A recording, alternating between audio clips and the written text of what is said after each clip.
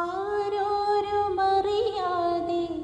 മലർക്കൊടി വള്ളിയായി ഹൃത്തിൻ്റെ കോലായിൽ ഒരു പടി മൂലയിൽ നട്ടുള്ള നേരത്തിൻ മാനസം ചൊന്നില്ലേ എന്തിനീ വാതിലിൽ വന്നുമുട്ടി നീ കരളിൻ്റെ കനവിനെ തൊട്ടുണർത്തി.